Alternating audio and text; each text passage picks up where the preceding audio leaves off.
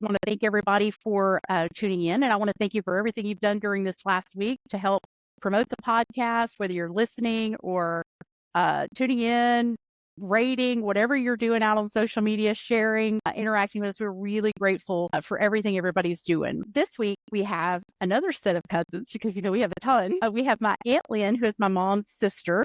And if I'm right, Aunt Lynn, you are the middle child, right? The absolute middle child, right? Yeah. She was yes. And then I have my Aunt Lynn, and then it's her two daughters, my cousin Rachel and my cousin Tabitha joining us this week. So we're just going to talk a little bit about, this is, like I said, my mom's sister. So they're with my grandma Annie, who we've talked about, and just hear a little bit about their story and a reflection of their life. And then we'll just see, whatever else comes out of it. So Aunt Lynn, why don't you tell us a little bit about your growing up in that big family of 11 and talk a little bit about, what you learned from your mother and just how you put that into effect, with your own children. Like you said, one of 11, right? Smack dab in the middle. So Lydia, I can relate to you. Tough place. We grew up in a really, we grew up, just, I don't remember any drama, not too much drama anyway, just being the middle child. I don't even think I realized that I was a middle child because mom and dad always treated us the same. So I know that as a young child, or we did have our squabbles and fights, but for the most part, I think we as kids pretty much got along. I didn't like getting spanked, so I tried to not do too much to get one because I didn't like going and getting my own switch. So that was part of the not wanting to do things. Mom was an exceptional person. I don't remember her ever raising her voice, even when she was upset with us. I don't remember her and Daddy having any verbal raising of voice. I'm pretty sure they took care of their disagreements or whatever when in private, because I don't ever remember them hollering at each other or anything like that. I remember having fun. We did things together as a family. We went to the zoo, we went to parks, we went to the lake. And I remember mom being very spiritual. I can remember seeing her reading her Bible and praying. And I think that's what influenced me the most was her love for the Lord. I believe she come to know the Lord in 1962. And I remember her telling me one time that she asked the Lord to help her find a Christian radio station. And she come across Kate. And I remember growing up listening to everything on that radio station. As a kid, we listened to Big John Sparky. We listened to just all the story times for kids. And as a teenager, I remember calling in on the station and winning a contest. And they played a sound. The radio program was called Teen Time, and they played sounds, and you had to guess the sound. And why I knew the sound, I don't know, but it was somebody ripping a piece of paper out of a typewriter, the manual back in. So I called in and told them, "What do you think you're ripping a piece of paper out of the typewriter?" And they go, "I got a book," and they sent me a book. And I remember, I think I still have it to this day. It's on my bookshelf back there. And remember growing up in church, I loved going to church. I loved being around people. I loved the people in the church. It was just a big family. I loved the dinners on the ground because we always had that. I think it seemed like we had that maybe once a month. So we actually had dinner on the ground. They set tables out. We had blankets on the ground. We sat on the ground and ate. So that was really very good memories for myself. I remember maybe 3 times being left at church, Brother John bringing me home. Because that did a lot with you, Chapman. But Lynn was real social. Brother John, She was always visiting with everybody. Yeah. yeah, I like being around people. I still like being around people. It's just and not that I'd say not that I talk a lot because I actually do, but I like listening. I like listening to what people have to say. So my upbringing was pretty good. I remember, short story, I remember one time Alan and I were supposed to be taking a nap, and for some reason Daddy was home. And he came in there and told us to be quiet, and we weren't being quiet. So he came in and he swatted both of us. And I remember having my knees up, and he hit me on the knee. And then he walked around the bed and he swatted Alan and he started crying. And after Daddy left, I went, well, you should have had your knees up. It wouldn't have hurt. But Alan was laying there crying. So anyway, Bubba and I were really close. And kids, of course, Sylvia and all of y'all were older and y'all had your teenage things to do. But it was nice growing up with sisters, and it wasn't nice having all the hand-me-downs, though. That wasn't one of my favorite things about growing up. Yeah, you was in line. You go to school, they go, oh, we've seen that before. It's because somebody else wore it before me. Yeah, Mom was telling us what Grandma made. Me, it was like Yeah, Mom said one time that Grandma made y'all panties out of something. Underwear. Felt underwear. Kind of a cotton. There was a soft cottony, but yeah, yeah. and I can't remember who gave her that pattern. Well, they should be slapped for giving that. Yeah, you remember?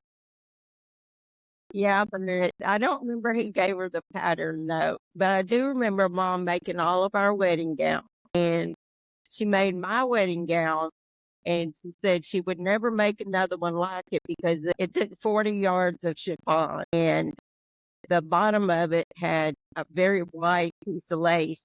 And by the time, about 4 or 5 days before I got married, she had me try it on again. And chiffon stretches out, and the lace was all wavy. It wasn't even around it. So she had to redo the lace around the bottom of my wedding gown. As you go, I ain't never done that again. I don't think she made any other wedding gowns in her life. No. Anyway, but Mom was very critical. She was very creative. She would draw, and she did watercolors. I don't know where her watercolors are now. I remember her doing several, but she was very artistic. Daddy was very artistic. So I think that's where Sylvia gets her artistic background, and I got a little bit of it. So anyway, that was my childhood and teenagehood, and there was a couple of y'all that got spankings before your wedding. And I remember, Sylvia, who was it that got a spanking? Pamela Gale did. Pamela Gale got a spanking for her wedding. Yes, she did. But why? Somebody else did. I think she's probably smart mouthing maybe Shirley. I was looking for Shirley. That's why she got a spanking. I don't know if Loretta did or not, but it's likely. Yeah. Yeah, they talked back to Mom, and I remember thinking, you know what? I'm not going to do that because I'm not going to be one of the ones in this family, that's going to be spanked for their wedding. But anyway. Yeah, you got switch marks for your honeymoon. That's romantic. I don't want no switch marks on my legs for my honeymoon. But I'm not going to say that. Well, you and your husband do behind closed doors, it's your business. Okay? Lynn, how do you never spank me, okay?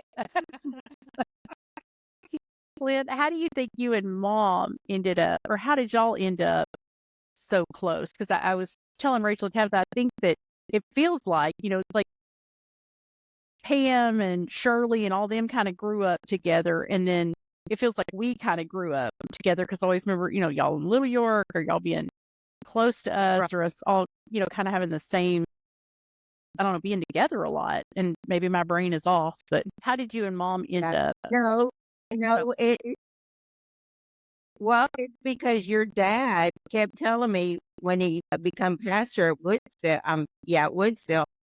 he kept telling me there was a guy that he wanted me to meet. And coming from your dad, I went, there ain't no way I'm going to, just know, because your dad was always driving me crazy. So I finally, and Mom and Dad decided to leave the membership in support of your dad, of Danny. And after we started going there, that's when I met Forrest. Next week will be our 48th wedding, our 47th wedding anniversary. Yeah. You met Uncle So with Dad? Didn't know that. yes, your dad introduced us, and your dad, he even married us. So he just felt like it was his responsibility to marry us. And I think even now he thinks that he has to be, I don't know what to call it, but he thinks that, hey, I did something here.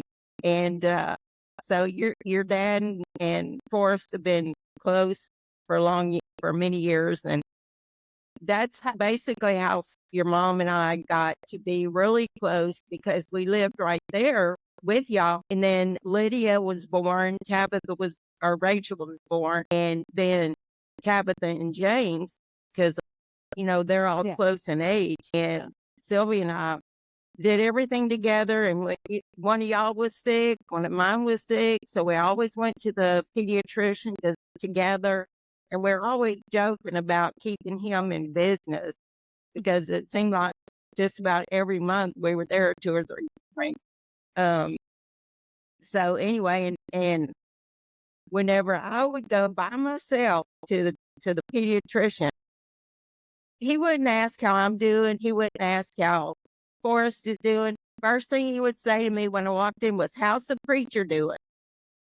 I went, "He's not here." Well, so he was always asking about your dad. So how did Dad and Mom know each other? Your mom and I got really close. How did they know each other? Yeah, how did Dad and through Mom know church. each other? Forrest's mom was a member at Woodsdale, and when Forrest was saved, he started going there. And so when your dad came as pastor, that's how they met. Oh, So I don't know, Sylvie, did Danny ever talk to you about Forrest and me?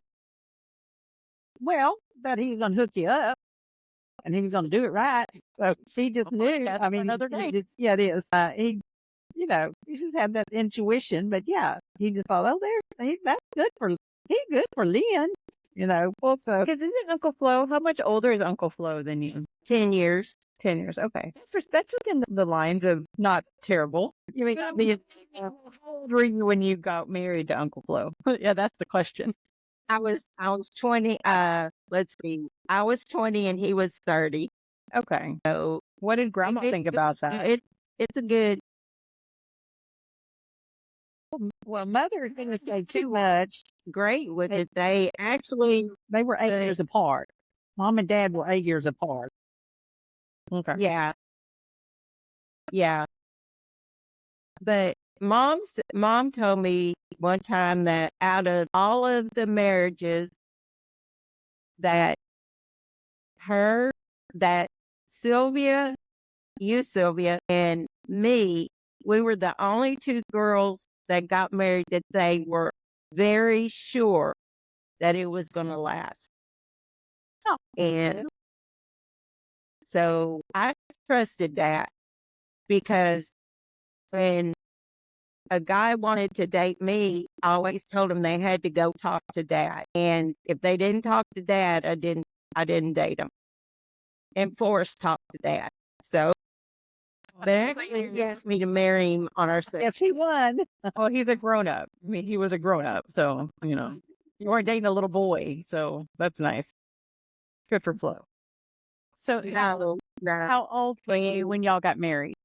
Actually, the first 20, I was 20 and he was 30. So, but the first Sunday that I walked into Woodsdale, he was in the choir, and after church, he went home and told his mom. We hadn't even met, but he went home and told his mom that he was going to marry me. And then we got married. Oh, So how long did y'all date when you got married? from the end of April to September the 2nd, So time, man. when we got married. Okay, So 6 months. 4 months. It's respectable. Would you let your kids do it now? You got married pretty quickly, didn't y'all? Yeah, so I say, yeah, okay. I think Tabitha beat you there. And I don't know about Rachel. We'll get to that. We'll get Yeah. all that. Yeah, Tabitha just went with what God said to do, and we were made for each other, so that's what we did. How long before you had Rachel? How long were y'all married? We got married in September and 77, and I had her in November of 70, so a little over a year. What was it like for you being a first-time mom? Did it come naturally to you? Was she a super pain? I will just say, no, let me tell you, Rachel was a very quiet and just a very calm baby. And I thought, you better be a calm baby, because she made me sick the whole 9 months I was pregnant. I got sick all the time. So you gave her all the trouble. So, I mean, it wasn't just morning sickness. It was morning, afternoon, and nighttime. I would be sick. So anyway, it was she wasn't the easy pregnancy. Tabitha was the easy pregnancy. And She was an easy baby. the easy baby. You made up for it, Rachel. She was the easy baby. She was very, you didn't have to spend all your time entertaining her. She would entertain herself, and she was content to be doing something on her own. Tabitha, not so much. She was an easy pregnancy, but she wasn't. A little more high maintenance. She was. That's all. Let me put it this way: she was my go-getter. Yeah, she was my go-getter. But she. I don't know, Lydia, if you remember this, when one summer when y'all were out of school. I don't remember, Dorcas, if you were there, but Lydia was at the house. And Lydia and Tabitha had been playing and doing stuff. And I happened to doze off on the couch. And all of a sudden, I heard this crash. And I got up and went to the kitchen. It was Lydia and Tabitha getting Kool-Aid out of the refrigerator. And they spilled it all over. And it just happened to be red Kool-Aid. Oh, Do you remember that, Lydia? No, and it doesn't sound like something myself or Tabitha would do. And please say her Uncle Forrest is. My first thought was, oh my God, Uncle Flo probably lost his mind. That's hilarious. No, actually, he wasn't there, I don't think. Y'all were, that's how we become close, was us joining and Forrest and I get married and spending time raising our kids and at the church with y'all. So anyway, it was a good time. It was a wonderful season in our life to be so close. And Sylvie and I are still pretty close. We go up to your mom's, and talk to Sylvia and just love going up there and hanging out with Danny and Sylvia. And so, anyway. After you had the baby, I know one of the things that mom said, like after she became a mother for the first time and grandma came and stayed with her for a couple weeks, like when you're a new mom and, just kind of getting into that, what was grandma like? I mean, obviously at this point, she had multiple grandchildren or whatever, so she was kind of an old pro at that. But what was that like, you as a new mom, having your mom there and kind of her being part of that? I can't really remember mom being there a lot. I do remember her and Daddy were at the hospital with Forrest and I. And Dad, I remember Dad walking around the hospital with his arm around Forrest and telling Forrest, this was when I was pregnant with Rachel. He just told him, he says, son, it's going to be just fine. Forrest is in his 30s now, and he's a dad for the first time. And Daddy was very encouraging to him, and Mom just sat with me and, just encouraged me and helped me through the 18 hours of labor with Rachel. Yeah, I remember it's a long. And so when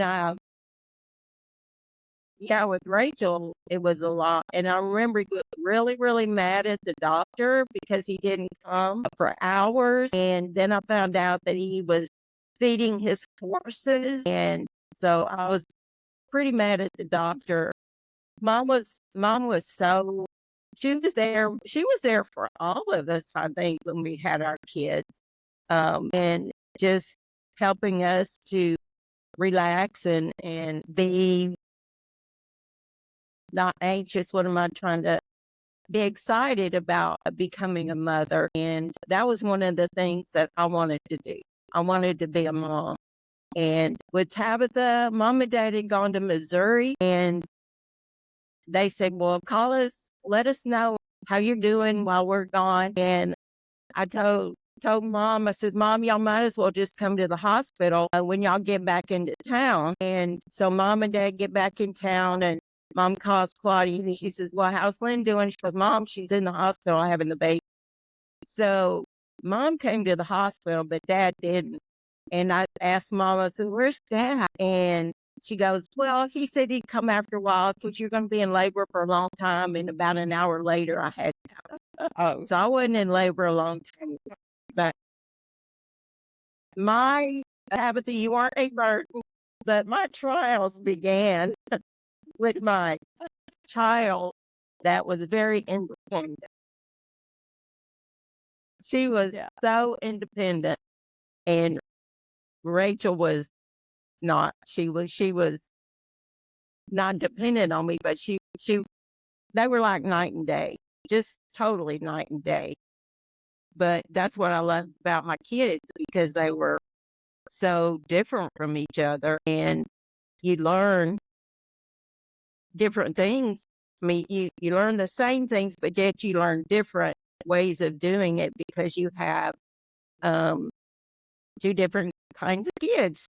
They're just very interesting people when they're young, when they're teenagers, very interesting when they're teenagers.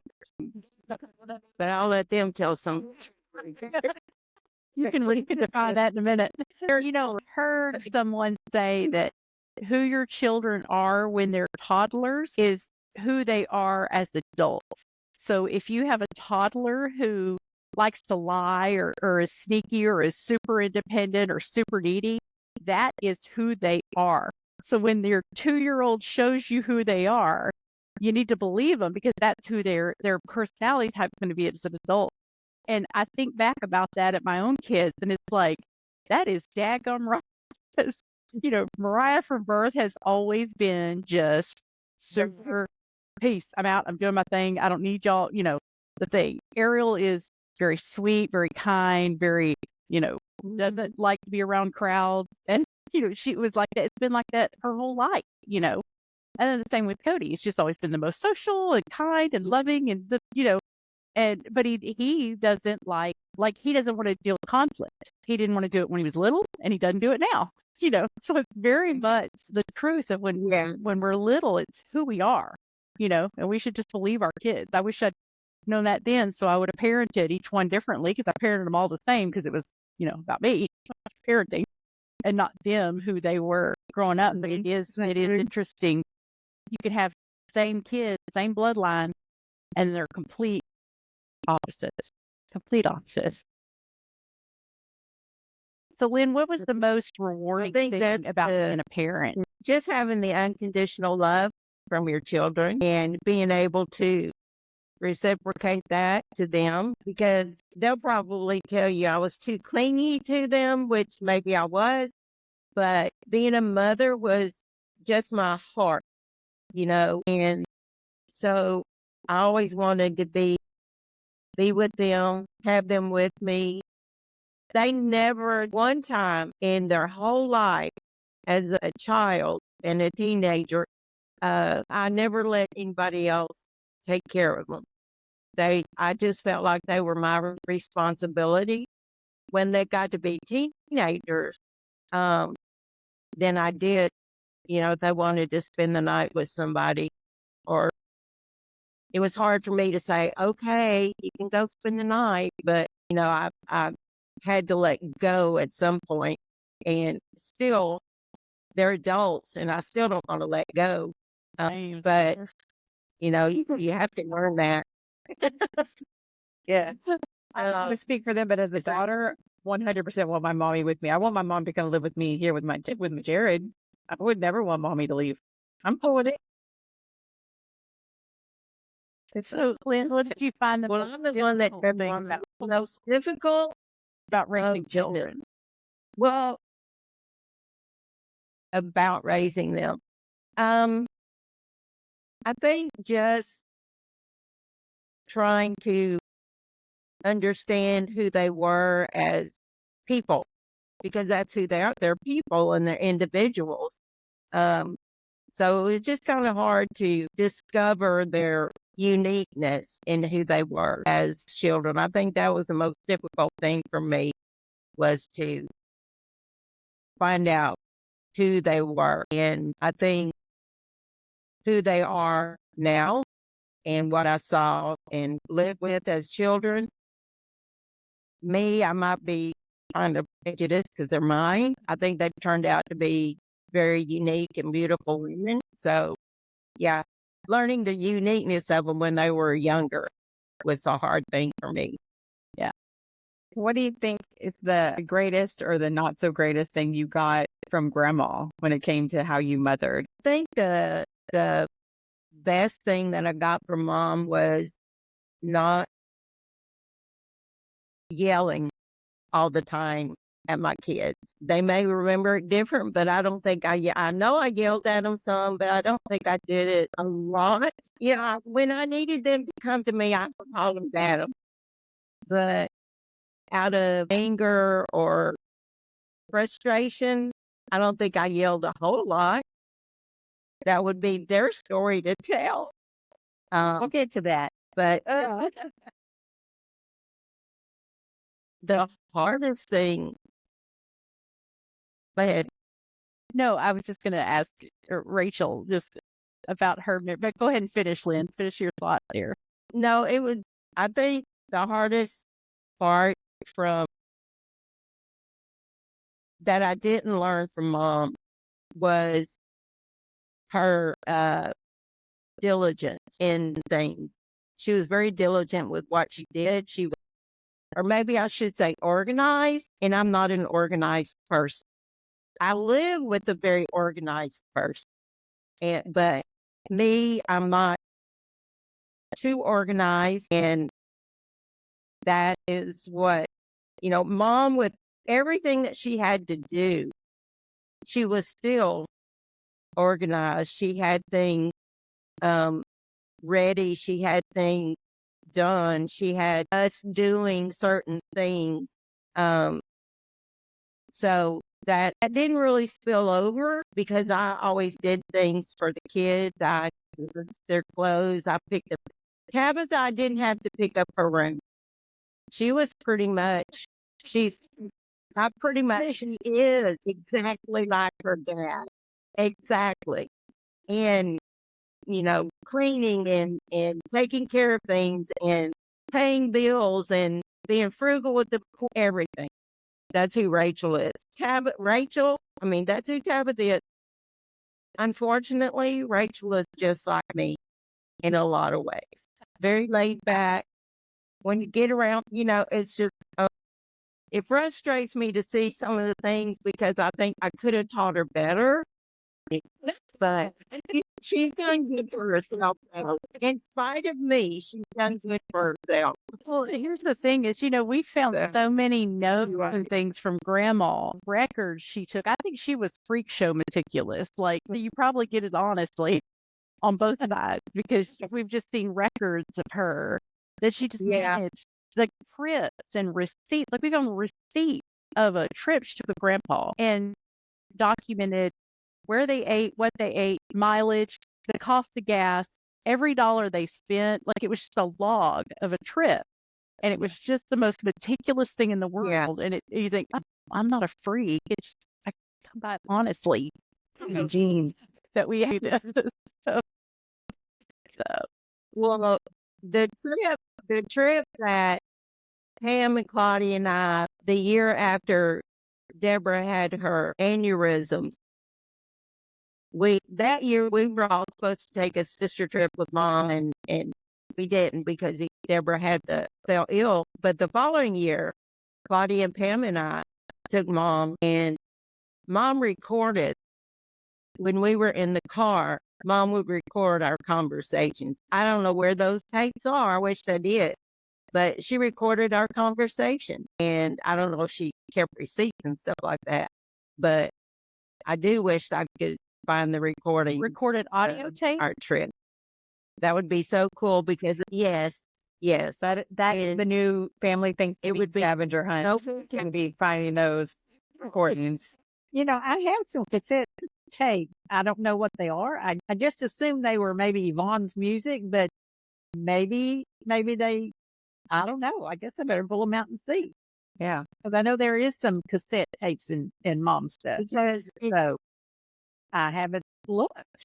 Yeah. It'd be really neat because it's Pam and Claudia on there. So we would have something with them since we lost them. That would just be real neat to have their voice on tape so we could hear it.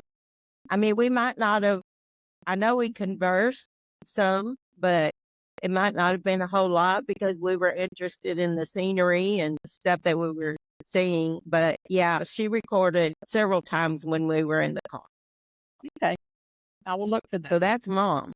Yeah, that's Mom. Well, Tabitha or Rachel, tell me a little bit about what you remember growing up, and I'm always interested to hear about like your, especially my cousins, like your perspective of growing up because it's not common for us. I guess it was more common for our parents that they grew up with a family of 11 kids, and so it's not so common that we have 620 first cousins. So what was life like for you growing up with your mom? Just your perspective of you growing up, and then what were your thoughts on, growing up in a big family and growing up, just one of 150. Well, like my mom said, I was pretty much the introvert growing up, but kind of kept to myself a lot. And Jerry always called me Lynn's shadow because I followed her around everywhere she went, whenever the family got together. And we joke about me being easy growing up, but I saved all the trauma for after I moved out. That's when Mom was really worried about me. I know that. Yeah. But yeah, I mean, just a traditional household, growing up in church, and I'm grateful to have been raised that way. It taught me a lot in life and how to kind of deal with things later on, and all that kind of stuff. We saw my parents pray every single day. If they're crying here, I don't know if they're Yes, it is. Feel free. Listen, Dude. Yeah, listen. There's two things I'm going to try not to bring up: Grandma and Yvonne, because that has caused two major breakdowns on camera. Yeah. So no, we will cry with you. We'll cry with you. But I'm really grateful for that because it gave me the tools I needed to deal with things later on in life because things got really tough later on in life. Yeah. But I do remember having a lot of conversations with my mom as a teenager. I used to tell people she was my best friend. We'd sit at the table and have conversations that you may not think Lynn would have with her daughter, but they were real conversations that, no sugarcoating. And I try to have those conversations with my daughter now. I have 2 boys and a girl, and boys are so different than girls. So, Oh, yeah. yeah, I try to have those conversations with her now, just to hopefully give her some insight on her future and things like that. But that's stuff that meant a lot to me growing up. Yeah. What kind of topics, if you don't mind telling me, like what kind of things did y'all talk about that she was about? I think that I don't know if I hope it's okay for me to talk about this, with my what my mom talked to me about, but Yeah. there was a lot of, as a teenager, boyfriends and sex and Mhm. and things like that. In a traditional household, my mom did tell me, I would prefer it if you waited till you were married and all that kind of stuff. But she had the real conversation about, but I want you to be safe and protected and things like that. And we discussed, how to do that. And so I respected her a lot for that, because you can hope that's for your kid, but once they're old enough to make those decisions, they still need to have the knowledge and the wherewithal to make a good decision for themselves. And so those are the kind of conversations that I try to have with my daughter, and I really appreciated that growing up. Yeah. That's awesome. Good job, Lynn. Yeah. Good job, Lynn. Good job. You mean it wasn't just a don't do it kind of conversation? It wasn't. It just don't do it, and I think that was important. Yeah. Yeah. So, Mom, and I how just much age- got married, but I just married the wrong person. Yeah. It happens. Mom, how much of an age difference is there between you and Lynn? Well, I'm 72 in January. And Lynn, are you 68? Lynn, how old are you? No, I'm 67. Please don't make me older. Oh, sorry. I'm 67. So 5 years. 67. Okay, 3, 4, 5. Yeah, I was just curious about because between 4 and we 5 talk years. about so much about like generational differences, and there was just so much like with us that we talked about with Mom that's like just was her generation, and they just didn't do stuff like that. Like that conversation, like we never had that. No. It was don't do it, Yeah. don't do it, Yeah, don't do it. and You have a rebellious spirit like me. I'm like, don't do what? What are we doing? Okay, because I'm going to do the opposite. Yeah. Again, when I moved out too, Rachel, the minute I moved out, I'm like, let's get tattoos. What is this called that people keep talking about? What is this? Yeah. That was on the agenda the first week I moved out. Rachel can tell you the story about her nose piercing. That's a top level rebellion coming from our family. That's amazing. Well, kind of. I mean, I worked at the mall when I was a teenager, so I just went to Claire's and got like one of those magnetic piercings and stuck it in my nose and wore it home. And I thought that was probably the first time my mom was going to hit me. Rachel did that. Mom goes, I would expect this from your sister, but not from you. Girl. Yeah. Hey, when I pierced my tongue, I called Mom to tell her about it, and she hung up to me and wouldn't talk to me. They come by again. There we are. That. And now You don't remember me piercing my tongue? I remember you piercing your tongue, but I don't remember not talking to you. I called and said, like, Mom, I got to tell you something. You're like, what? Hung up on me and wouldn't talk to me. And then when I went to the house, like the next day, she like grabs my face and does like, like on Goonies, like to get me to go on the house. Like, yeah, it didn't last long. It lasted like a week because it turns out I like cheese too much. They're like, you can't eat cheese after you pierce your tongue. And I wanted queso or something, so I took it out. But yeah. Yeah, I was thinking just trying to eat a hamburger and couldn't. So, yeah, that ain't going to last.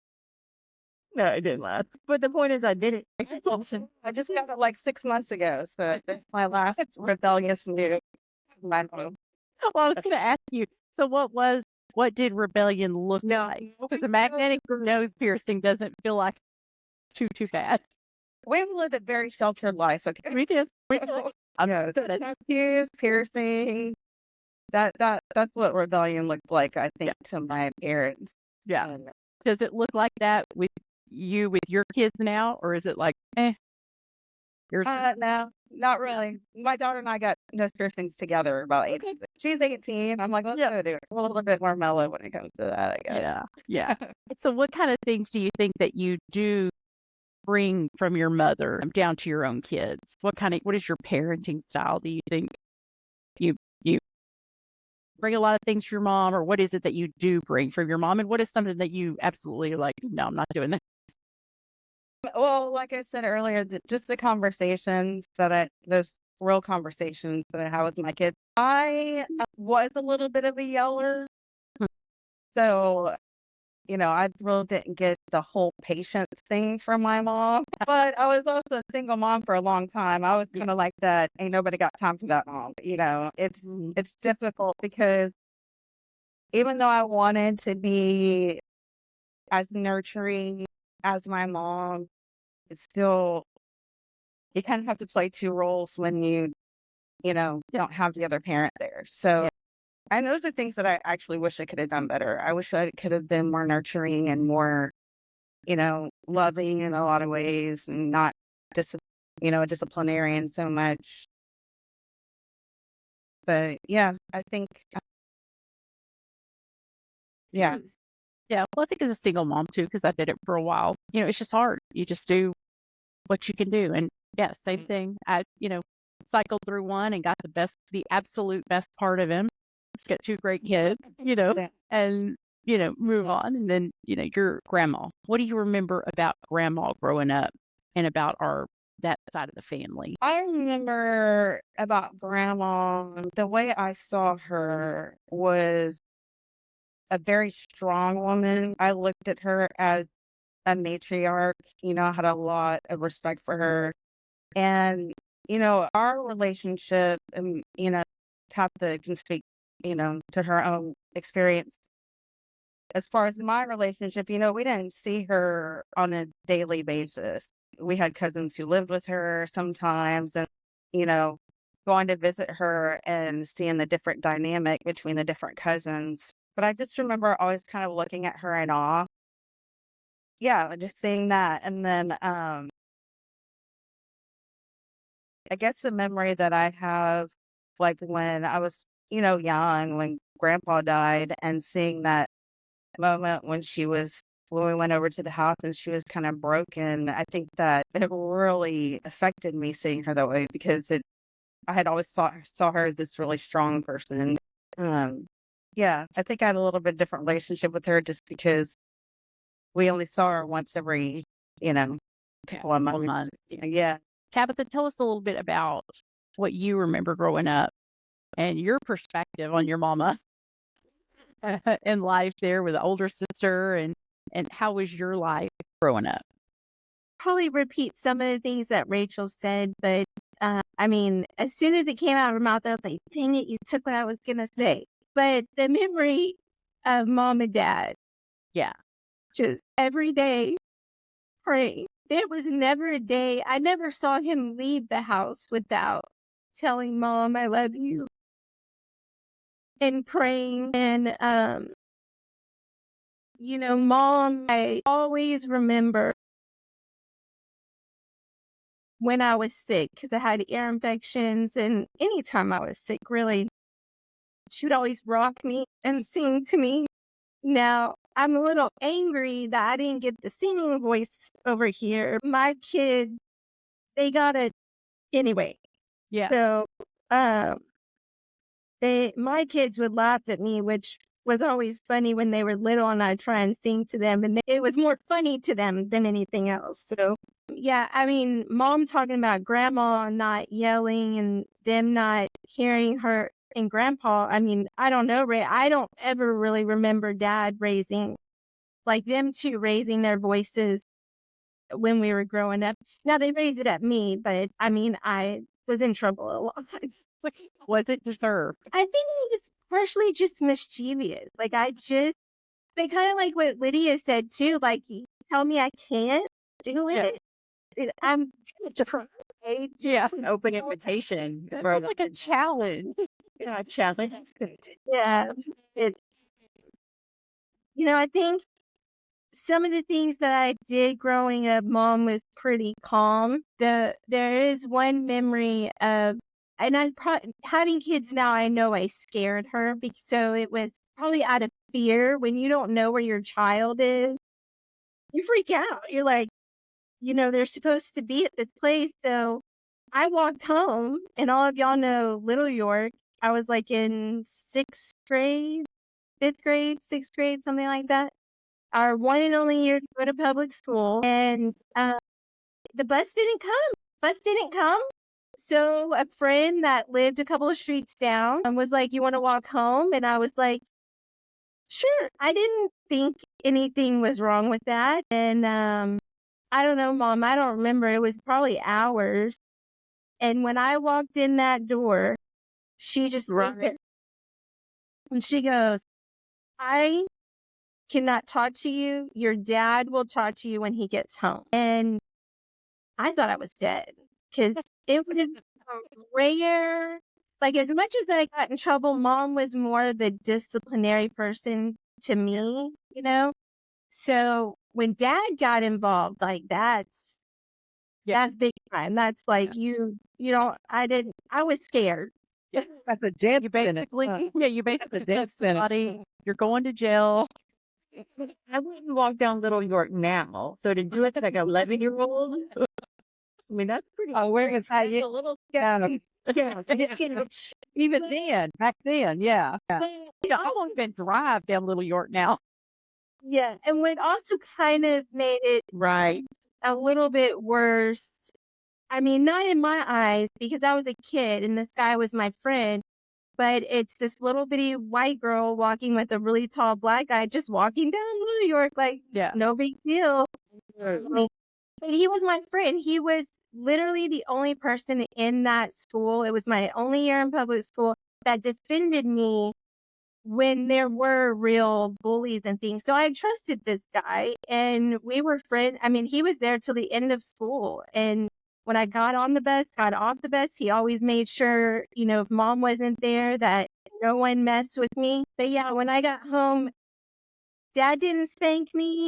He may have ground me, but I do remember him telling me, like, what you did was, like, it was a very serious, like Rachel said, like with mom's conversations, and maybe that's why mom and I don't have a lot of conversations like that, because dad was like, maybe because our personalities are more similar, he would, like, it was just very straight up, like, you did a very dangerous thing, something bad could have really happened.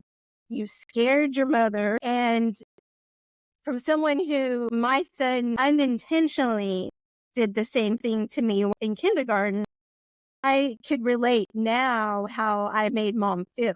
But, losing a 5-year-old and losing an 11-year-old, I think the stress of it's a little bit different. But I mean, I can still, like, now I'm like, wow, I really like gave my mom a heart attack. Yeah. Because there weren't cell phones back then. Yeah.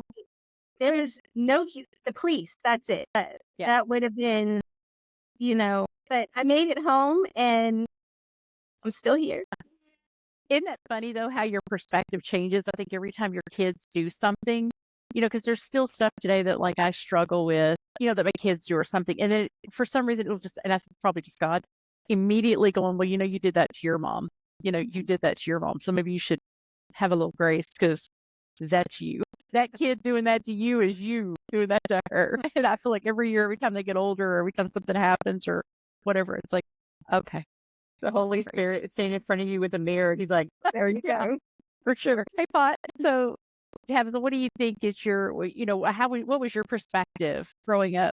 Let's see what happened. What is your perspective? Okay. Tabitha and Rachel, what is the best advice that your mom ever gave you about being a parent? Is there anything that's happened like since they were older? I think my mom is extremely patient and and just, I guess, being patient with the kids and not, being so quick to fly off the handle, which sometimes I still have an issue with. So that's a big thing for me that I saw from my mom. I'm not sure. I will say that I've learned more from my mom as being an adult now and having, I have lots of conversations with mom about my kids. And the one thing she will tell me all the time is like, well, you did that too. And I'm like, I know, but really being able to talk to her about some things and her just being very, like, you got to be patient with them. Because I'm a yeller too. Doesn't help that my husband's dad is Cuban and they're loud in their family. He can kind of yell too. So then, but so for our home, we're kind of loud, but over the years, we've tried to tone that down because we don't want the kids to think that you just yell at your husband or your wife all the time. Yeah. But, the kids have seen us apologize. And I feel like it's not that I've never seen mom and dad apologize to each other. I never saw them fight. So there's no, there's nothing to apologize for if you don't ever see them, fighting. So, but, and talking with my kids, like Rachel said, nowadays the world is so different. I don't sugarcoat anything to my kids. I mean, you can't because someone else is going to be maybe there before you. And, I don't like my kids coming home and telling me things. I'm like, well, dang it, I should have been the person to talk to them, or kind of catch it before they hear it from somebody else. Because, I mean, my kids are still young. Like, I have a 19-year-old, so I can relate with Rachel, and I talk to her. We talk a lot about the boys because they drive us crazy. The girls are different, and I know I only have one girl, and Rachel only has one girl, but they're just so different. But, Enrique and Yvonne, they come home, and they're pre-teens. I mean, Enrique is he is a teenager. He'll be 14 tomorrow, but I don't like the conversations that I have to have with my kids. I don't think that mom and dad had to worry about the things that we have to worry about. The kids are exposed to today that we weren't exposed to. They have access to the internet and they have access to all kind of stuff. And we had stranger danger, but today, I don't want my kids to be afraid of everybody, but in the same way, I have to teach them, you can't trust I feel like when I was a kid, we kind of could trust adults, but we were raised in church, so it's a little different, but I don't want my kids going out in public and just being scared of everybody. Them being I don't limit the 19-year-old, but I try to very much so limit Enrique and Yvonne. And I kind of like having the 19-year-old because he knows about all this technology stuff. So he'll tell me Mom, they can't be on this, this, and this. You have to he'll guide me on how, what to catch and what to look for and stuff like that. So it's hard because that, especially with the internet and phones and all that, people could sneak in and you never see them.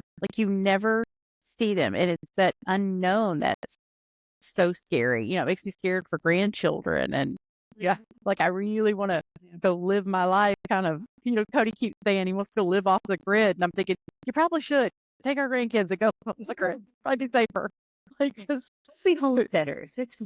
But I will say real quick, one thing I didn't realize until actually mom kind of said it about her, I remember her not really letting us go do things.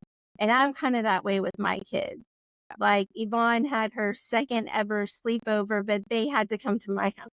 Yeah. So, it is hard to let them go away because, again, even though I think I know parents, I learned with little Patrick that I thought I knew parents and they were just putting on a front. They really weren't they were pacifying me, right? They were saying, we have the same rules, this, that, and the other, when in reality, that wasn't what happened. Yeah. And so, the younger ones, they're 12 and 14, and why can't I go to so-and-so's house? Because I don't know them well enough, and I really have to get to know them and be there and see how they have their home, how they talk to their kids, some of my kids' friends, it's their grandparents raising them.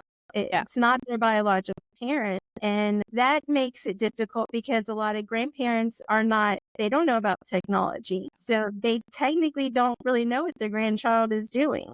So I'm kind of like a helicopter parent. I'm trying to let that go for the 19-year-old, but it's still hard. And how's it for both of you? So how was that adjustment? Because that's something I struggled with. I was good. I had good kids, good teenage kids. The kids were great through high school and all that. But it was the letting go part that I really struggled with, like real bad. I did not do that well. Yeah. Yeah. And you got one that pieced out because he went in the military. There ain't nothing you can do about that. Yeah, he went like a baby when he left. Let me tell you. I mean, he went to the other side of the planet. The oldest one is back and going to school, and my daughter's still here going to school. So I still kind of helicopter, even though Yeah. I'm 22. Yeah. I'm checking on him multiple times a day. I still have I could always do borderline enabling. Yeah. Like them not like it's like a failure to launch kind of thing. He moved out in this at the beginning of this year. He moved out, and still, every once in a while, Dwayne will go, "Hey, check Life 360 and see where he's at." Or he had texted me in 2 days. Where's he doing? Yeah, we're a little clingy too. We're stage 5 clingers. Yeah, Lynn, how hard was that for you letting kids go? But yeah, that opens the door for us to talk about Tabitha getting married after like 2.5 days. Yeah. More money. Well, Rachel, Yeah, let me. it was a little while. Okay, no, go ahead. It it was harder for me to let Rachel go than it was for Tabitha because Tabitha was always so independent. Yeah. And after we met Patrick and he came to the house and he talked to us and he was very open with us. And for me, I really appreciated where he was coming from. And he's proved it over and over again how he feels about Tabitha. I just told her, because the last night we talked, Tabitha, I just told her, I said, he has always impressed me with how he has treated her. And for Patrick and I kind of have this thing that when I come over there and Tabitha starts doing certain things, and we just kind of look at each other, and I go, "Yeah, I live with one too." Horace and her are so much alike, so we kind of go, "Well, that again." I have to admit right now, Rachel's got a good guy too. Yeah. I'm impressed with him too, and how much he now he's like Forrest. He cleans and he does all the kind of things that Forrest does. So I'm kind of glad she's with a guy that is very responsible and just a complete opposite from the first time around for her. And it makes me happy that she has someone that cares, that really, really cares. Yeah. For her. And because she did have it very rough in the first go around. But this one, yeah, he's a pretty good guy. So Yeah. both of my girls have done well for themselves. One, Rachel had a rough patch, but she's really impressed me with, as a single mom, I didn't want to get emotional, but she's really impressed me with how she gotten along on her own. I think she was a little upset with us when we moved from the house and we said, "You got to get a place." I didn't fail to launch her. I launched her. And I think she felt like, but that was, that's another story for another day, how that come about. She's done really good by the kids, and she did wonderful things with the kids when as a single mom. And so I'm really glad that she's where she is now with a very loving and caring man, and she's experienced what she should have experienced from the beginning. Rachel, how old were you when you got married? Anyway, the first time? When I got married, I was 22. Oh, And then I had we're my pretty- first, I had my first child at 23. And then again, another one at 24. Same. Then another one at 27. So how long were you married? I was married about 7 years. Okay. And then Yeah. how long were you single mom in it? I mean, pretty much I was living on my own with the kids from the time, gosh, a long time, 12 years maybe. And then where did you? Yeah, Zoe was about 30 when you moved out. Yeah. But I moved in with my parents and the kids when Zoe was like 7 or 8 months old, so she doesn't even remember, Oh, yeah. her two parents being together. So Yeah. she was really young. I didn't realize she was so young. Because Ariel was, I think, a little over a year when we moved out. So she doesn't remember. Like, Come on. we can edit this out, right? We were just talking about how you are. Let's see. I don't know how many husbands have popped in on here every time we do this.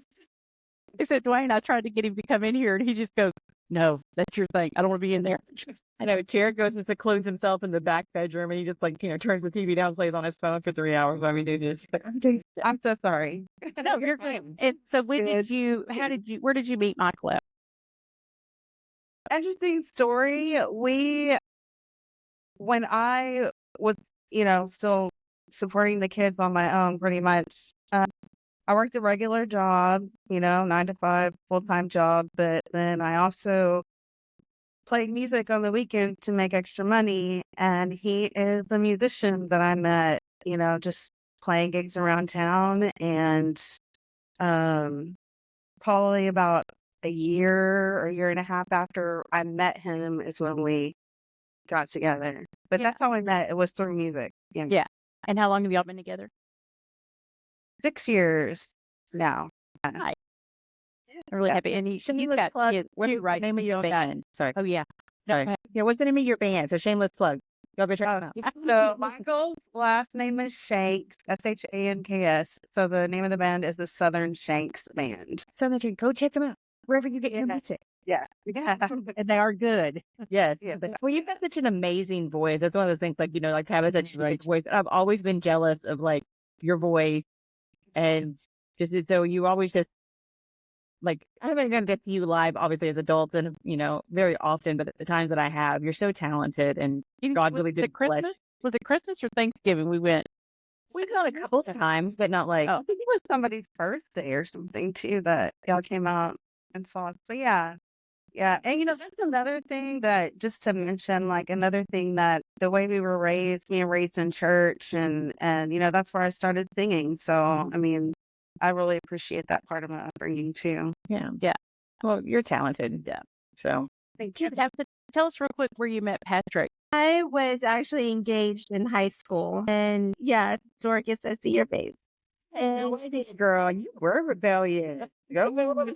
Mom, don't get married. So you're like, I'm getting married in high school. no, he was just, you have crushes in high school. And then I can't even remember him proposing to me, but I had his mom's ring. But anyways, we broke up, and my best friend, I still talk to her to this day, over 30 years of friendship. She met someone on the internet when it was those chat rooms, like AOL chat. Dial up. Yes. So she met my husband's childhood really best friend. He hates when I say it's your BFF, but he was. And they were going to go on a date. And it was during that time when girls were being abducted or tricked by older people. And I was like, you're not going to do this by yourself. I'm going to go with you. She's like, but you're going to be the third wheel. I'm like, well, I'm just going to be the third wheel because I'm not going to Be in the kidnapped wheel. Yeah. So apparently she told him that I was coming. So then he goes, oh, well, I have a friend that'll go. That was Patrick. So we went to Tinseltown off of the Beltway, and I'm horrible with directions, but Westheimer, I don't know, somewhere over there where there was a Tinseltown. And when we were walking up, I had eyes on Patrick anyways, but I think my friend thought Patrick was her date and the blonde guy was my date, but it didn't work out that way. Patrick was my date and the blonde guy was her date. And they didn't really hit it off, but I mean, Patrick and I did. And when he asked me for a second date, I said, well, I'm bringing my best friend, so you better find a date for her. And he did. He found a guy and they dated for about 4 or 5 months. And so we were like, all four of us were just always going and doing things. And then, I did tell Patrick, I'm like, my parents are old school. I'm like, if you want to marry me, you're going to have to talk to my dad.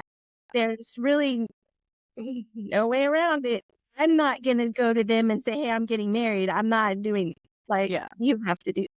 And you said you were dating for 4 months before y'all got engaged, or engaged and married in 4 months? We met in September of 99 and we were married by January of 2000. Okay. So I think we were dating 4 or 6 weeks and then he asked me to marry him. And we were going to wait until like that May, but something happened. I think Mom, y'all had a flood in the bathroom. Like we were planning the wedding and Mom was helping me. But then they had a flood or something in the house and Mom was like, well, we can't pay for it. We can't help you pay for it. You're going to have to wait. And I was like, I don't want to wait. So I didn't. I mean, Mom talks about me just doing stuff. I mean, I did. And, do I wish I had a big wedding? Like I would have loved to have everybody there, but it was just, I don't know. I wanted to get married and it was small and the pictures are hilarious. Maybe one day I'll show off.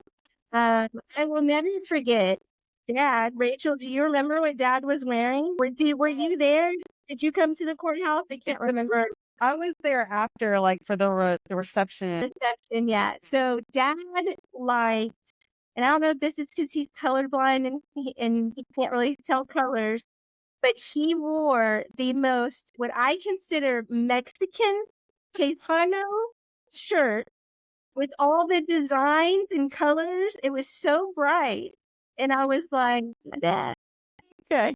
That's my dad. And how old were you? Let's just put it this way. Dad stood out more than Tabitha. Yeah. I got married at 18. You know what's so funny is that after y'all got married, I remember talking to Aunt Lynn, and it must have been shortly after y'all got married. And I remember my conversation with her really much went like, how could you let her get married? Because I mean, I think I'm like 2 years, maybe 4 years, because you and James same. But, at that age, you seemed so young to be getting married. I remember asking Aunt Lynn, how could you let her get married? And Lynn was like, what was I supposed to do? And I was, as an adult now, I'm like, well, probably because you were, but y'all have been married now for 25 years coming up. So I'm thinking you did okay. Yeah, because y'all got married 2 weeks before we did. I think we're the 15th, January 15th. Yeah, we're January 10th. Oh, okay, so the same week, week Okay. before. Yeah, so 25 But years. you did okay. Listen, you're doing. Y'all should have been asking her that when I got married. That would have saved me a heart. Rachel told me a couple of years, well, it might have been after they got a divorce, that she knew when that day that she shouldn't be marrying him. And I told her, I said, you should have told me that day. She goes, but Mom, you already paid for the wedding. I said, money has no place in this. If you're not going to be happy and if you know it's wrong, I would rather have spent all that money and you be happy than to spend it and you be unhappy, which, I spent it and she spent 5-6 years unhappy. And I'm sorry for that. But I wish she had told me, because we would have walked her right then. Yeah, Because her happiness meant more to me. The perspective of that is you make the right. I mean, your kids were ordained by God. You know what I mean? Like they were ordained. There's no. I don't ever I would have gone back and done every single step, chose every single heartache, every single struggle. Now I would have reacted different because I have a different perspective on what I can control, and how it affected my kids. I could change that, but I'd have gone right back and chose it all over again because they're just too fantastic not to, you know. No, I agree with you. I mean, I joke a lot about it, and and that might just be a coping mechanism, to a certain degree. But yeah, I mean, I wouldn't change anything because I have my children. Like, Yeah. they're some of the greatest people in my opinion. In the Yeah. world. I love. And we're so much closer now that they're adults and can have these adult conversations. And I enjoy the stage of life, especially that they're in now. Yeah. And yeah, I wouldn't change anything. That's for Yeah. sure. Yeah, I have a friend that she had the same thing. She said that she knew the day she got married, but that her mom had paid all this money. Yeah. She just didn't say anything. And she never had kids or anything. But it's funny. I heard a doctor, or it was a lady who was talking about how that's one of the greatest gifts her parents ever gave her. Is that she went to medical school and she was like in her 5th or 6th year, however many years they have. She was almost done, and just decided she didn't want to be a doctor. Like, she just wanted to give it up because what they were talking about you had to do to be a doctor. She didn't believe in it. Like, she wanted to try holistic medicines and not push pills and all this stuff. And she just couldn't do it. And she said she just broke down one day and told her mom, and her mom just went, okay, don't do it then. And she said that's just the greatest gift that her mom ever gave her, her parents ever gave her, was just to go, I don't care. It's just money. And I mean, of course, they probably had a ton of it to do that with when you say that, but just the willingness to have that grace for your kids, or that willingness to have that. It's good to know. So I still wouldn't change it. For me, and I feel like I know multiple women who that's their story, that they went into these marriages and they didn't want to disappoint their parents. They didn't want to get them married to get married. Like, I could think of 2 of my very close friends who I remember, one of them, like in the 2 weeks leading up for the wedding, okay, granted, she'd had too much alcohol. And she was crying about, like, she couldn't marry this man. She couldn't. I was like, well, then get in the car. We're leaving now. Like, it was a week before the wedding. She goes, Mom's paid for all this stuff. And I was like, Mom will get over it. Don't, if you don't think this is right, don't marry him. But again, I think that same thing. Now she has children. She had children from that first marriage, and she wouldn't give that up for anything, even though that was not a healthy situation for her. And it wasn't the best thing. Her kids are the greatest gift that ever came out of that. But I've heard that story multiple times. And what's sad is that I think, knowing now what we know as adults, our mothers wouldn't be that mad, because it is, it's not about the money but you have that pressure on yourself to think, Mom and Dad have spent all this money, but sometimes you got to walk away from a crappy situation and risk pissing off the people around you, But Yeah, absolutely. I mean, I say that as somebody who didn't feel like that, and I know that it's not the easiest thing to do, I mean. Yeah. Another thing I learned a lot about myself going through that too, that I wouldn't change. Yeah. Because, my mom spoke earlier about how dependent I was and stuff like that. And going into a situation that was so different from how I was raised traditionally, and having to take on roles that I never even dreamed of taking on before, that taught me to be independent. It taught me that I was a lot stronger than I thought I was, and just to kind of get through like certain situations, really hard situations. And that, I mean, if it wasn't for my parents and my sister being there for me, I mean, more difficult than it was. But yeah, it taught me a lot about myself. Yeah. And those are lessons that I wouldn't give up either. I'd rather be that person that walks through that. And even though it doesn't start out healthy, it sure can end healthy. It can end, you can land on your 2 feet. I'd rather, and I think that's a lesson for your kids too, because they see that. And that teaches them something that they might not have got out otherwise, Yeah. Tabitha and Rachel, what kind of questions do you have for your mom? Because now you have a captive audience with your mother, and there's an implied honesty that comes from stuff like this. So is there anything you want to ask your mama? Oh my God. Also, let me ask this. What is something, have you learned anything about your mother in the last couple of years, or just since you've been adults, that shocked you? Like, is there anything you went, I was shocked when she drank some of that margarita wine stuff that would bring to the family, whatever that was she used to bring. Connie, didn't Connie bring it, or was it Pam would bring it, or I can't remember who brought it. I know, but it was so Yeah. good. Connie did. Connie, yeah, I Connie. love Connie. Had a little bit. Yeah. That's all it takes for you lightweights, okay? Yeah. Look, Lynn and I, we've never been drunk. Okay, you've never seen that ever. Challenge accepted. I'm gonna make it happen, lady. Listen, you're listening to mom who couldn't even have surgery because the anesthesia made her so sick. And I had to tell that's when we had to wait for her to come out of anesthesia forever. And I told the doctor, I said, this is what happens when you grow up like you don't do anything. Like these people who are drinking and taking drugs, they're coming out of anesthesia like this, and we're having to wait 5 hours for her to come out of it because she's a lightweight. This is true. This is true. Mom came over to our house, like, when was it? Somebody's birthday or something, just like less than a year ago. And she had like dental work done and she was on pain med. And Michael had to help her out of the car and get her to the couch. And she laid there all day. Like, y'all gotta toughen up. Like, we need your immune system built up. Tylenol 3 is taking y'all out. Y'all have sisters like Pam and Shirley. Better. And Deborah. Yeah, that's true. Well, what did Rainey and Izzy told us that Shirley doesn't even drink water. All she lives on is Pepsi. Weds and Pepsi. I was like, she's gonna outlive all of y'all. Right. Yep, that's right. You're gonna outlive us all.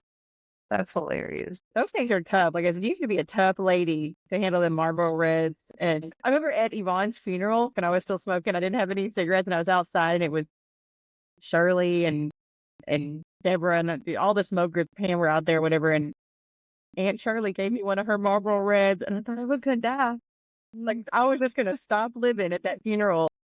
And it was just like, good Lord, baby Jesus. So yeah, and she does that every day. Also, the funeral when was her graveside, and I don't remember who was praying, but the final prayer was said, and somebody said amen, and then somebody cracked a beer. Like it was like amen. And we were just like, That was Beth and Richard. Richard, yeah. He ain't even in the and we tell it, because I think even Dwayne was sitting by, and he was like, "Was that literally just a beer cracking?" I was like, "It was." Don't just listen. crying in tears in the morning. We are. Is that what we're doing? Okay. I'm down with it. I just want to know. Which just shows you the gamut of our family spread. Go ahead, Lynn. When I went to Tabitha's, Tabitha and Patrick, Tabitha was working at the dental office. Patrick had lost his job and was looking for another one. So I went during the week and would stay all week with them. Well, the first week I was there, it was Passover. Tabitha and Patrick fixed the whole Passover meal, everything. And with every course, there's a glass of wine. And so I went, okay, I'm going to do this, but told Patrick, I just want this much wine, because it was white wine. I don't know. There was like 7 different glasses of wine. I only had this much in each glass. Tabitha and Patrick had this much. And by the end of the whole meal, I was sitting there going, my gosh, they are drunk as a skunk. And they were like giggling. And I was sitting there going, I'm glad this is not a public place. The meal was wonderful, but by the end of it, Tabitha and Patrick were sloshed. I think I would like to be invited to the next Passover dinner. That's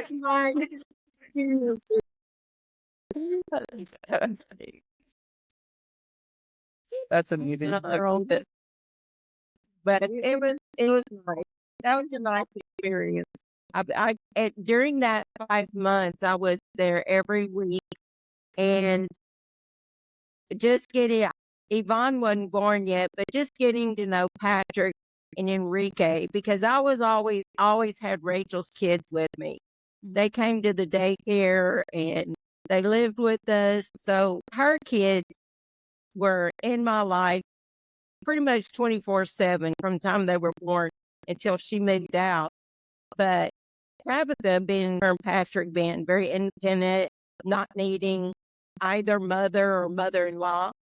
Now, that's not critical. That's just how it was. But being at their house was very amazing to me to get to know those two little boys, like I hadn't. And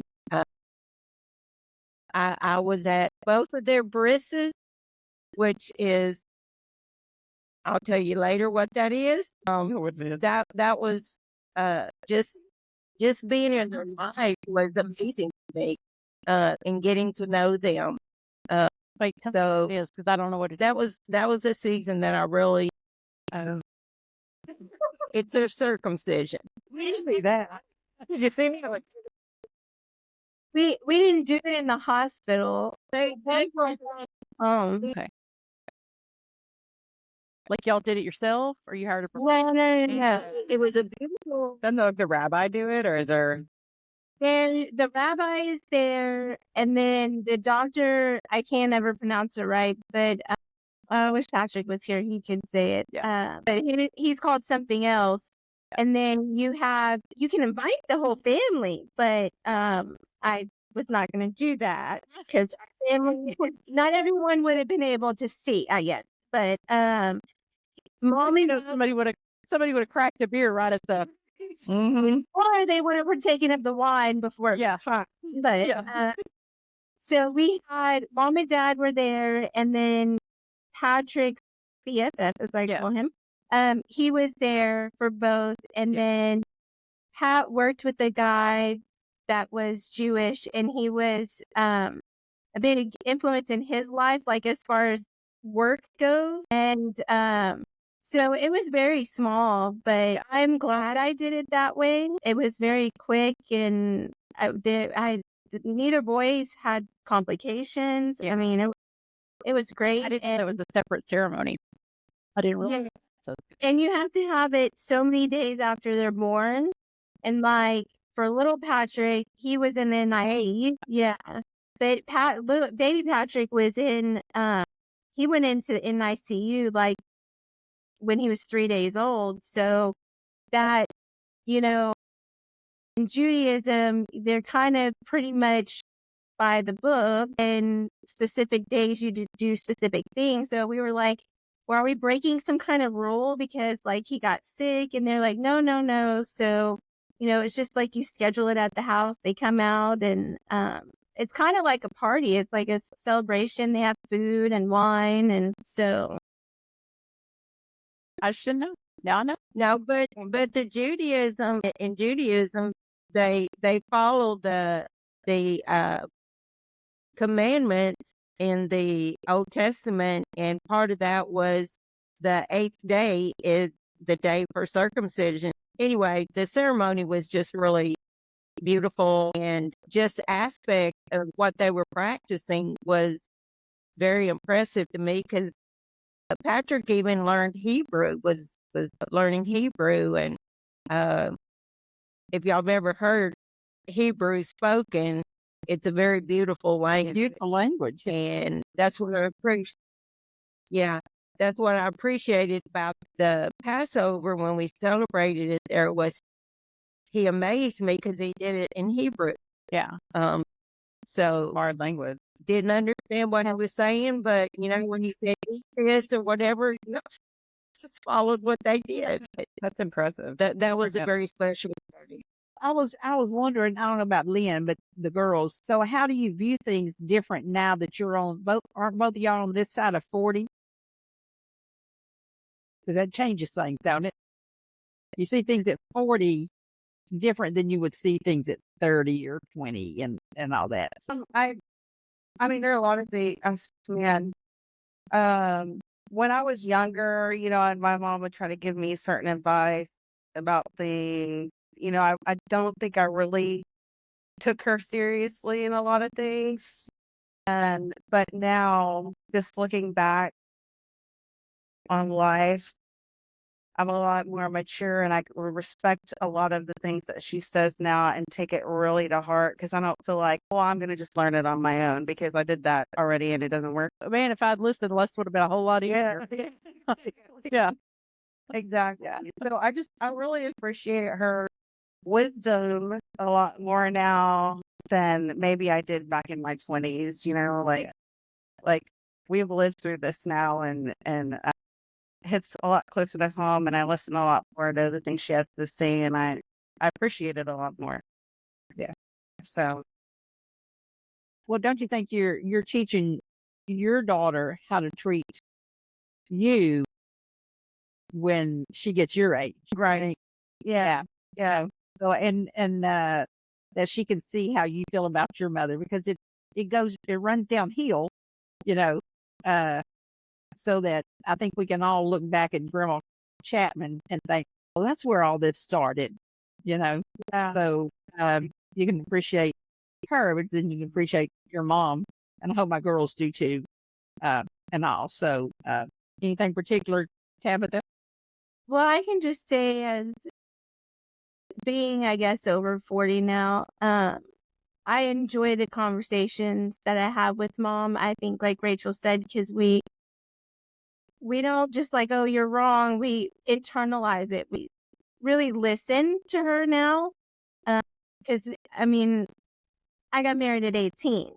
I smarted off a few times in my 20s to her. And now I am sorry. I feel bad, but I'm like, I think about my own self, looking back, and I'm like, I was young and dumb. Like y'all said, we kind of sort of live sheltered life in the sense of when you're brought up in a church, you only get to see those people's lives. And if they are all living like you, which is a good thing, it's a great thing, but it doesn't really prepare you for the ugly that's in the world.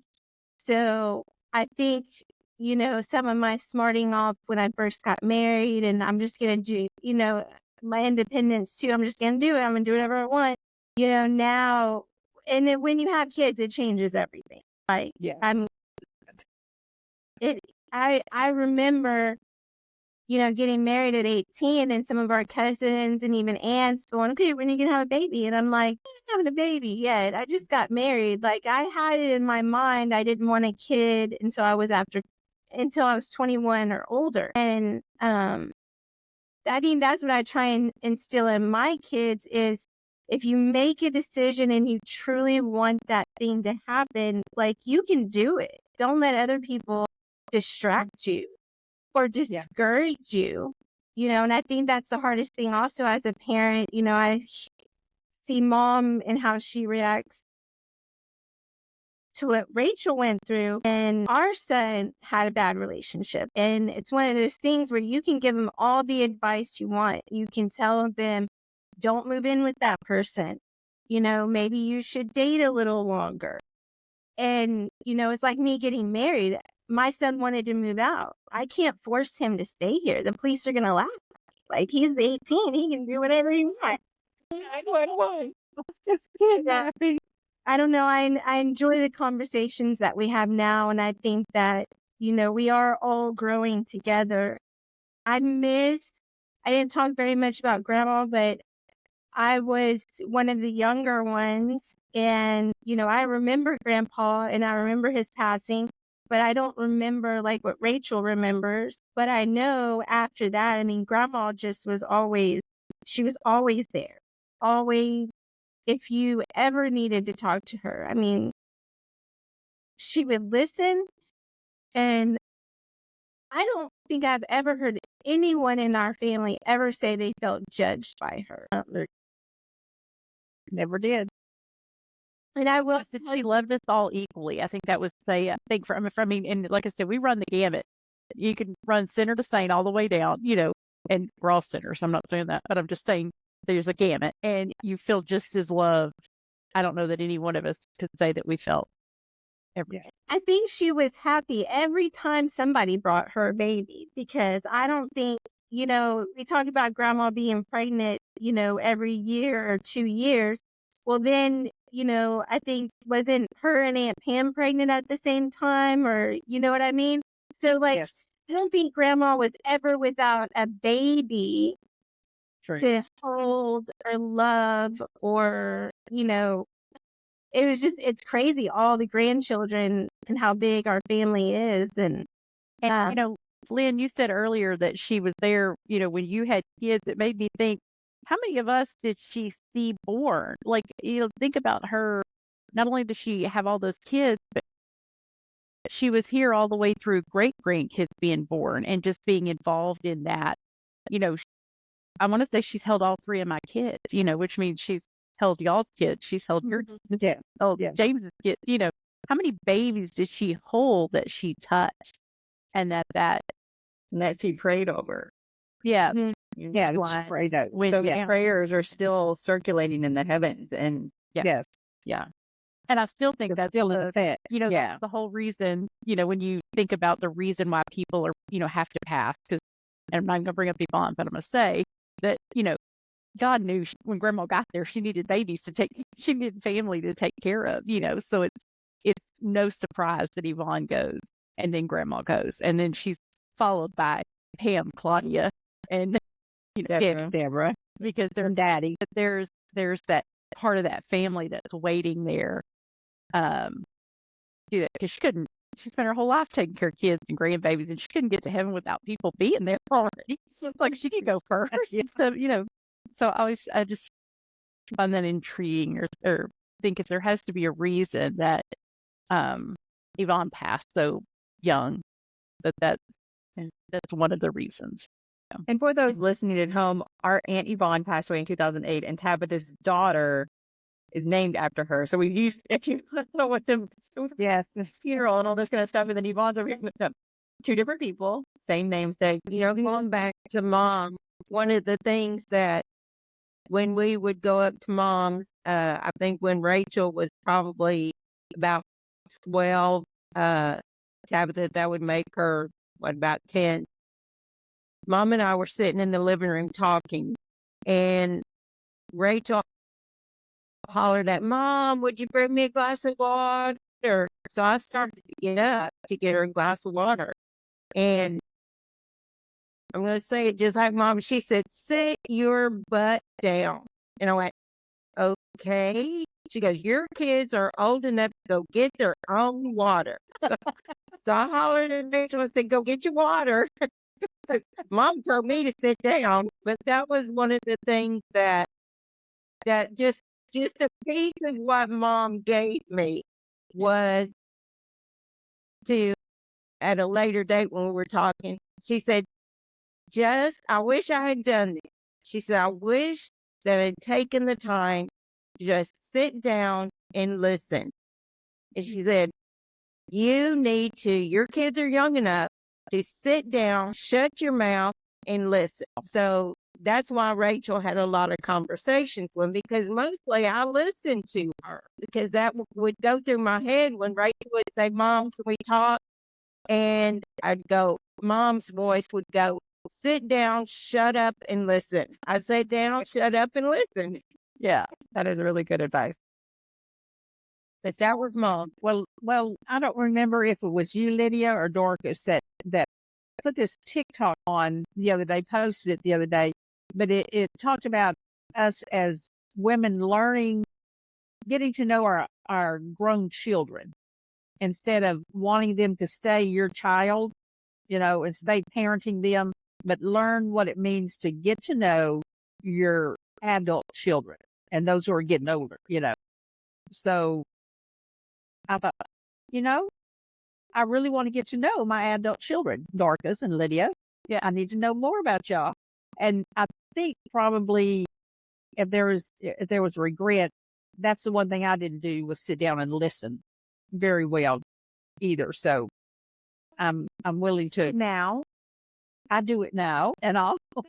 And of course life was busy, but learning to just get to know our adult children, because you're not the same person you were when you were 30. You're not the same person you were when you were 20. So I want to get to know. I mean, I did great when y'all were preschoolers. I'm great with preschoolers, but getting to know our children as they grow older and the adults they're becoming, because you're not staying the same person you were. But I think, Mom, having that conversation. But I think that goes back to that grace thing. And I think we talked about this very early on, in the podcast, is that I think that that's something that you do well now. I think learning to be a mother, learning to listen to them is something that I got from you, to have grace for their little selves. Yeah. It's it's not to say it's not easy, but it's a learned thing. You know? Like I said, well, we said it in a recent podcast episode that these babies don't come with instruction manuals. You know, you kind of have to figure it out as you go. You're like, oh, is their head gonna fall off, or do I need to? You know, I mean, you know, it's always scary to think you're gonna screw them up, and how bad are they really gonna be? So, Well, let me just say, y'all have done a great job. Y'all have done a great job with your own children. And we all proud of y'all, and your grandma would be too, because it all kind of started with her. yeah. Thank you so much for joining us for another episode of The Mother You Know, The Woman You Don't. Be sure to like, follow, do all that stuff on social media. Go to wherever you listen to your podcast. Give us a nice little rating. We'd appreciate it. Go to our website where we have some blogs occasionally when we remember to do them. And we will see you next week with another episode. Bye. Bye. Bye. Thank you, guys. Bye.